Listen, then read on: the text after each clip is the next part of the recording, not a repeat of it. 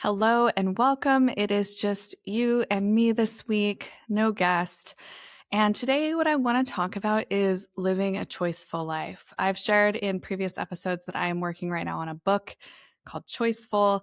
It is all about how to really harness creative productivity and build a life that you truly love. And as I've been working on this book, it's really interesting because on the one hand, I am writing it for you and for future readers, but on the other hand, it's a really important experience of self-reflection for myself as I go through writing this book.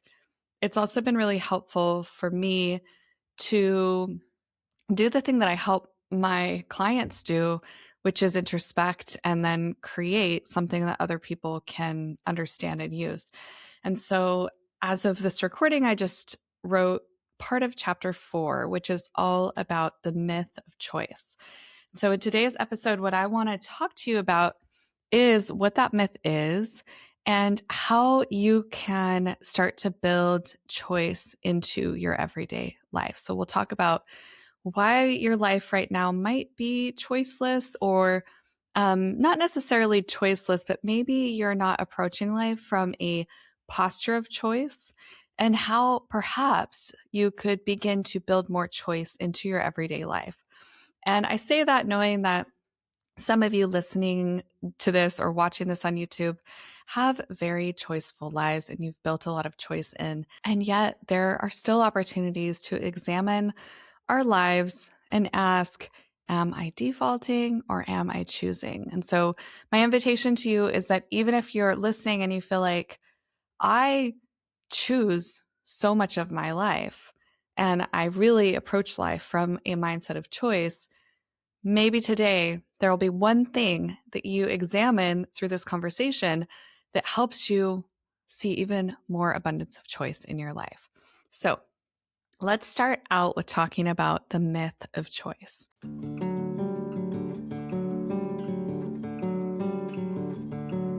Welcome to Beyond Better, a podcast that explores a simple but profound idea. We all deserve to live lives we love, and that includes our work lives too. I'm your host, Stacey Ennis, an author, book coach, speaker, and long-time location-independent entrepreneur living in Portugal with my family of 4. Join me as I talk business, location independence, writing, publishing, and so much more, all focused on building a life that is beyond better. So many of us were raised in communities, in societies, in homes where our lives were laid out for us. Now, whether that was explicitly stated to us, like here is your pathway, or it was simply that we only had one version of what the future could look like, our lives were essentially laid out. For me, what that looked like was following the conservative Christian playbook. I grew up in a Christian school, went to the same church, so the overarching church body was my school and it was also my church, which actually has a lot of issues in that if you think about it, because I was never in an environment that was free of this mindset that prevailed in this environment.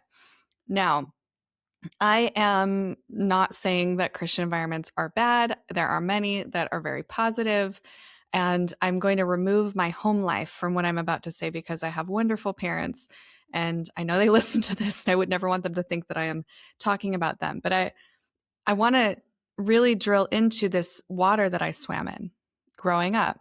So I was in an environment where it was very patriarchal. We were really raised to be stay-at-home moms. We were not valued as thinkers and leaders in our community the way that boys and men were. And we were constantly policed with our bodies. And I have this really particular memory of 6th grade.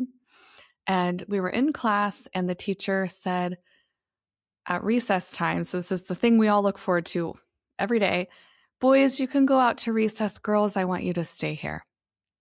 And all of us girls were looking at each other like, oh, what's this about? And of course, we're hoping that it's something good, it's something positive, but Instead, the teacher stood up at the front of the classroom with a very stern look in her eyes, and she said, "Girls, I want you to know that I can see up your shorts while I am teaching this lesson. And that means that the boys can see up your shorts. And it's not appropriate. And you need to make sure that you're wearing appropriate clothing when you come to school." Now, imagine being 12 and never once having thought about how my body might be perceived in a school environment by anybody, let alone my female teacher, let's say, first of all, and the other boys in my class. I was just there to learn and to play and to be a kid. I wasn't thinking about what's up my shorts and whether people can see me. And so from very young, I was raised in an environment where I was controlled, I was monitored, I was told what I could and could not do. I was constantly shamed for talking too much, for being too much. And I was also taught that the path that I needed to take was to go to college, to get a husband, to have kids, and not necessarily to have a career. I could have a career, but I could only have a career if my kids weren't put in daycare. And then the next thing is you buy a house and you send your kids to maybe that same Christian school, and on and on and on and on and on it went. So my roadmap was that. That was what I was handed. And while in my family, it was expected that we would go and get master's degrees, that was just kind of the level set. I always figured I would get one. It wasn't necessarily assumed that I would skyrocket professionally or that that would be one of the most fulfilling things in my life. And it has been. I mean, I love my home life and I love my family. I love being a mom. I love being a wife. I love all those things that I have now. And my work is so deeply rewarding. I get to do what I love every day. And I do not take that for granted. I never knew as a kid that I would get that opportunity in my life, that my career could be this deeply fulfilling. And so the way that I started to remake my own possibility, my own roadmap, was through books.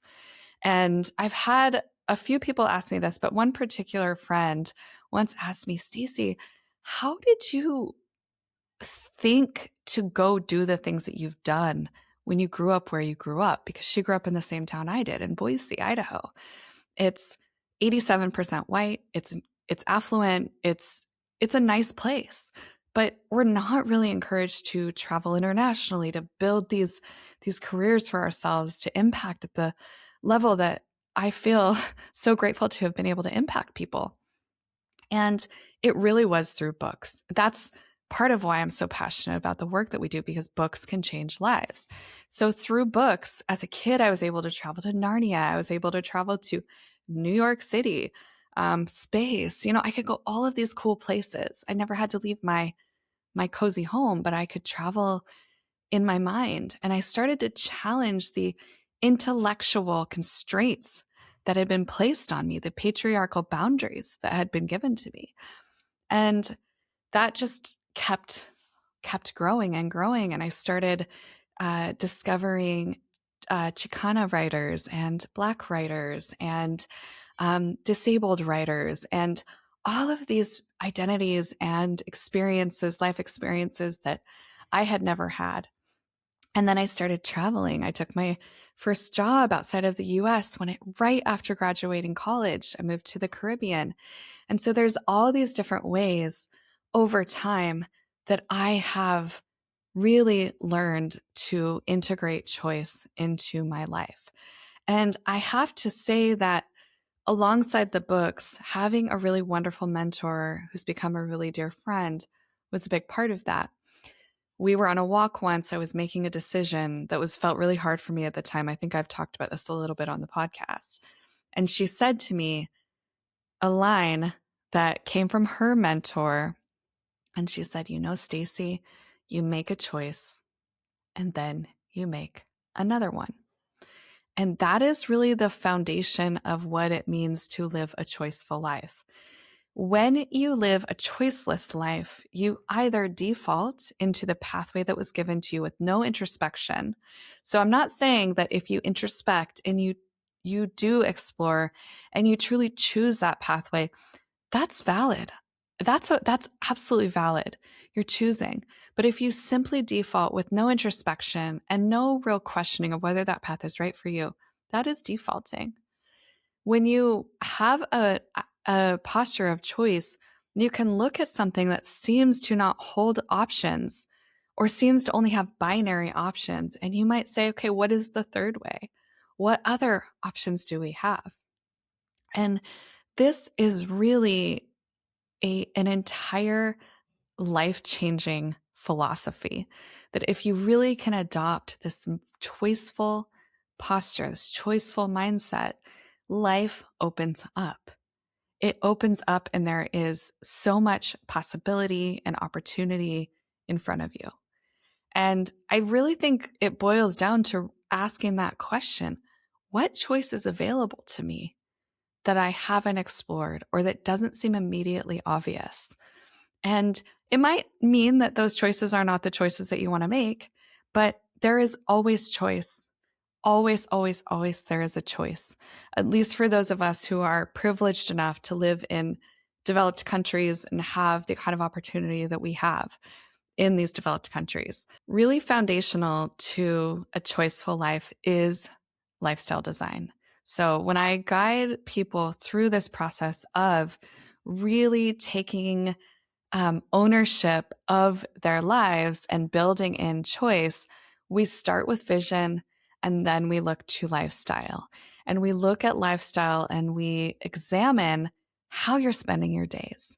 And if we really boil down to it, then the question that we're asking is, where am I making space for discretionary time? My co-author, Ron Price, and I wrote about discretionary time in our book, Growing Influence, which is a book that I still love and I'm so proud of. We'll be sure to link to it in the show notes. And really, discretionary time is space that you build into your life for deep thinking.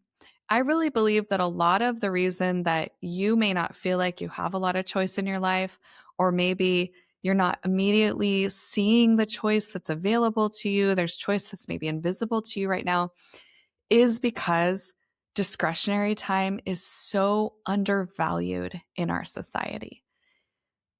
There is a good argument, scientific argument, actually, for creating consistent daily discretionary time. And by discretionary time, what I mean is really that space for deep work, creative work, learning, and really introspection and creation. My discretionary time is typically used for writing, but sometimes it's used for building things. It might be used for building a course, a strategy, a schedule. So, for example, I am in the throes of planning my amazing retreat this November for writers here in Portugal. And I will use my discretionary time for building this schedule, for making sure that this schedule is exquisite and that these authors are going to have an incredible time here. And that space, because it is protected in my calendar, because it is something that I wrap my arms around like a mama bear, that is the foundation of a choiceful life. Why? Well, first of all, I am choosing to make that space for myself. I am creating this time on my calendar. I am protecting the time on my calendar. And I am using that time on my calendar for the thing that I want to use it for, that I am lit up by, that helps me be creative, that helps me think. And by creating space to think, I naturally create space to consider possibility. That's just what happens when we shut off the outside world, when we come to our inner world, and then we go from that inner world to create for others or to clarify, to journal, whatever it is we're doing at that time. That naturally opens us up to possibility and opportunity. Now, I could go 5 hours talking about all of the different components of lifestyle design, and I'm going to be talking about these over many weeks to come as I write this book, because I'm writing this book and it will be in your hands in the near future. We'll talk about that. I'll give you a little update toward the end on where I'm at with that. And I don't want to hold this information for you. I want you to be able to start implementing the things that I'm going to detail and give you, templates and things for in the book. So I want to talk about what I'm doing right now with my discretionary time. I'll give you some specifics about it, and then I'm going to give you a little update on the book that I'm working on, because I think also it's interesting to see how that is progressing because I'm doing it during my discretionary time. So my discretionary time is typically for an hour each day. Now, I look forward to being in a season where I can do more than that. And there have been seasons where I was able to put 2 to 3 hours a day into discretionary time. Right now, that's just not practical. I have clients I get to serve. I have a team that I'm here to serve as well as a leader. And I have other things going on. So right now it's an hour. That time for me right now is from 9 to 10. And that is because I have morning obligations that like school drop off, or I also have a fitness class I go to twice a week. And so that discretionary time is typically from that window of 9 to 10. But, and this goes a little bit counter to the neuroscience, it does shift a little based on what's going on that day. Now, a frustrating factor of my schedule is that my daughter goes to a Portuguese public school and they have different start times every day. Can you imagine? It's crazy. So 3 days a week she starts at 8:30. 2 days a week she starts really late. So the days that she starts late, my husband takes her and I start earlier with my discretionary time. So I might do it from 8 to 9. And sometimes I even get into full hours on those days because I have a little bit more time. Now, here's the thing you need to know about this discretionary time. It is not enough to just put the time on the calendar. You need to have some stacked habits to help you get into the flow of using that discretionary time. So for me, what that's looking like right now is I'm using a meditation app. I do around a 10-minute meditation. I write down a couple lines of reflection from that meditation, and my meditation is really focused on abundance. It's really focused on positivity, of seeing luck, of attracting luck, of building my biggest vision. It's really around my dreams, my vision, building the life that I want. It's really important for me that I'm in that mindset when I go into this time that I'm thinking and creating. And so I do that. I have a journal and I write down a couple, sometimes just a sentence, sometimes a couple lines that really stayed with me from that meditation. And then I just write down 3 things I'm grateful for. And I just write, I am grateful for blank. And it can be really simple or it can be really profound. And I don't overthink it. I just write what comes to mind. And your process might look different, but for me, this is what I have been doing to help me get really nicely into the moment when I start to create. Now, I'm doing a little bit of overlapping priorities right now, which is not normally my recommendation. I am finalizing my book proposal, which I have a draft done, but I'm in the kind of tweak and finish stage. And then I'm writing the book as well. And so I'm kind of going a little bit back and forth between what I'm doing each day. But my goal right now is to get a chapter a week done. Now, I don't recommend that for you, probably, if you're writing a book, because number one, I'm a really skilled book writer and I work at a different pace than you will if you're a new author. I mean, it's just natural. If you have a skill, you're going to be able to produce that skill better than somebody who hasn't done it, right? So that's not my recommendation for most people. Normally, 2 weeks is a good range for writing a chapter when you're keeping a good pace and you're consistently showing up for your writing process. And so I'm using a couple days usually to write and a couple days to work on my outline. And usually there's one day that I don't get a lot done. So 5 days a week, I might have one day where I want to have an hour, but for whatever reason, I just can't that day, but I still show up and I might put in 30 minutes and I give myself that flex. I don't hold myself religiously to 5 days a week. It's my goal, but it's okay. Really, my ultimate is I need to get in 4 days a week and I know I will progress. So this is how I'm using my discretionary time. And what's been really cool about this, especially as I've been really refining and adjusting so I can make space for this book, because on top of all my other things I was already doing, I was already making time for discretionary time and I was doing other things too. So I'm having to really, really work with this. And what I would say is that I still do another 3 hours, typically 2 to 3 hours of deep work after this. So I'm reading client books, I'm writing content for the platform, doing things like that. So let me bring this all back around to the topic in the beginning, and that is building a choiceful life. My decision, your decision to carve time out, it doesn't have to be an hour, okay? It doesn't have to be any number. It can be 15 minutes. To create space for thinking, for creation, is you staking a claim in the ground and saying, I am making space. I am choosing to make space for my creative work. That is a radical act of creativity. In our hyper-connected world today, where there's so much fear mongering, there's so much attention stealing, there is so much around us that is vying for our attention, to say, I am taking this space to think and create, and this is my deep work time, and I am here for this.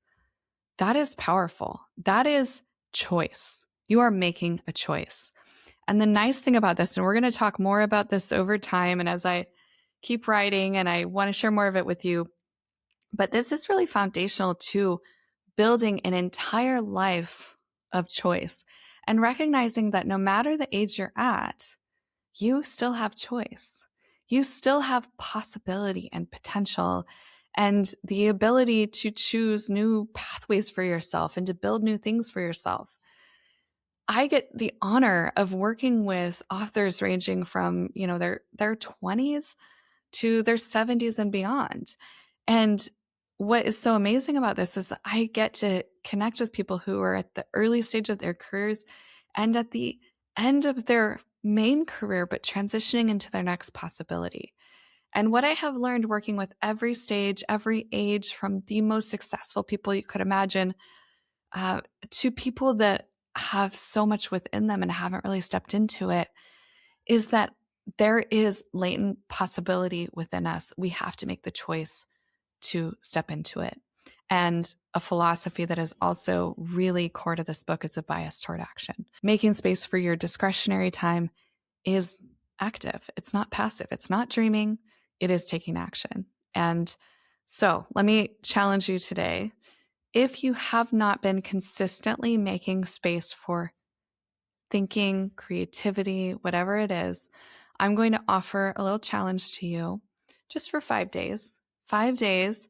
See if you can give yourself 10 minutes a day, just 10 minutes. You can do one of two things. You can either just set a timer on your phone and just sit for 10 minutes and just close your eyes, sit in a place that you're not worried about, I don't know, somebody coming in or whatever. So your attention's really on that space and just let your mind wander. You don't need to be a Buddhist. You don't need to empty your mind. Just sit and just experience your thoughts and just be for those 10 minutes.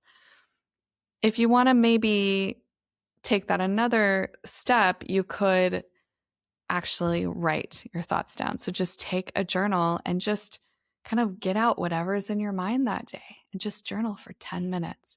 And see after those 10 minutes how this feels in your life. If it's something that feels enriching, if you could start to get the seeds of, this might open up something new for me. What if I could make it 20 minutes? And what if I put those 20 minutes toward my dream? I started pitching places or writing that book or working on my art, whatever it is.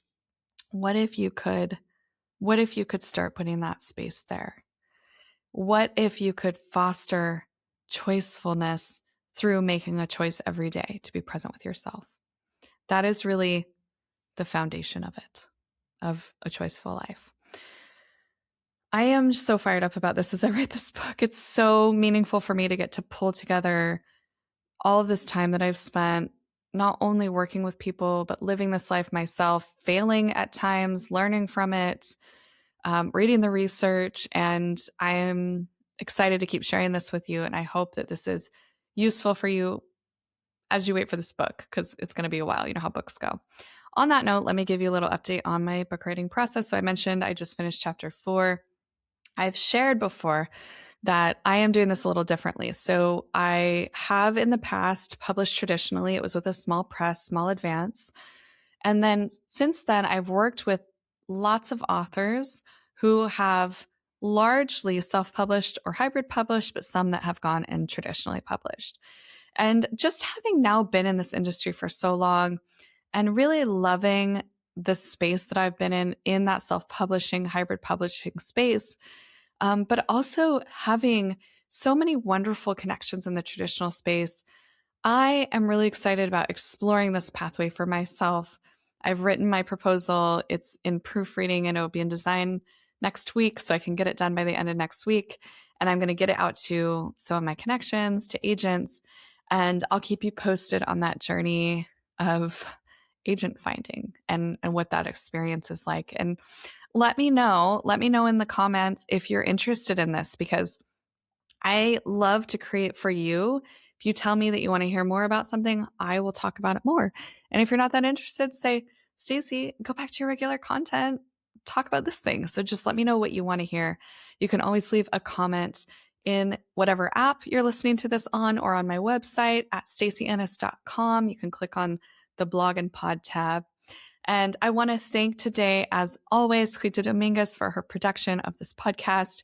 I know I say this every week, but I am not exaggerating when I say that she is 100% the reason that you're listening to this. I know I had to record it. I had to show up for this part. But y'all, this would just sit in Riverside, which is the platform I use to record. It would just stay there. I would not have the time to edit it. I would have 100 other things to do. I'd work on the book instead of getting this out. She really makes it happen. So huge shout out to her. And since you're still listening or watching, you must really have loved today's conversation. So would you do me a solid and either follow me if you're on YouTube, or subscribe if you are on whatever podcast platform you use. And please rate and review, because it makes such a huge difference in helping me reach more listeners with this philosophy of this podcast, which is living a life that's not just better, but beyond better. And of course, at the core of that is living a choiceful life. And thank you so much for joining me today. I will be back with you before you know it.